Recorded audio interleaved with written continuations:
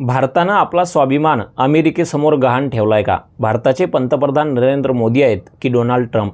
हा प्रश्न मी यासाठी विचारतोय कारण काल याच अमेरिकेच्या वित्तमंत्र्यांनी एक प्रेस कॉन्फरन्स घेतली आणि त्यांनी असं सांगितलं की आम्ही भारताला परवानगी देतो की भारत पुढचे 30 दिवस रशियाकडून तेल खरेदी करू शकतं.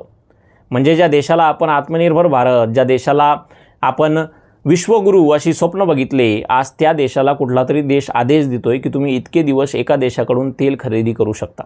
मग नेमकं आज भारताची अमेरिकेसमोर अशी काय मजबुरी आहे की आपल्याला अमेरिका म्हणेल तेच ऐकावं लागते? काही दिवसाअगोदर याच डोनाल्ड ट्रम्प यांनी एक प्रेस कॉन्फरन्स घेतली आणि त्यांनी असं सांगितलं की मी जर ठरवलं तर मी एका दिवसात नरेंद्र मोदींचं राजकीय करिअर उद्ध्वस्त करू शकतो. पण दुर्भाग्याची गोष्ट, त्यावर या देशाचे पंतप्रधान आदरणीय नरेंद्र मोदी साहेब एक शब्दही बोलत नाही. तेच नाही तर त्यांचे प्रवक्तेही एक शब्दही बोलू शकत नाही.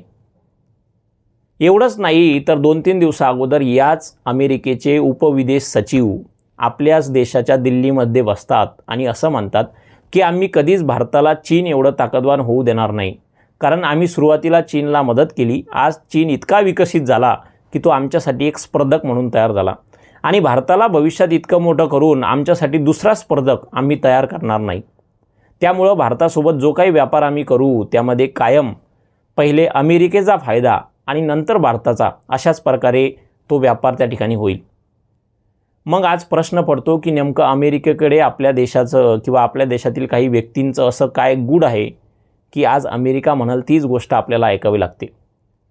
खरं तर याच डोनाल्ड ट्रम्प यांनी काही दिवस अगोदर सांगितलं होतं की भारत पाकिस्तानचं जे काही युद्ध झालं होतं मध्ये, ते युद्ध माझ्याच म्हणण्यानुसार बंद केलं गेलं.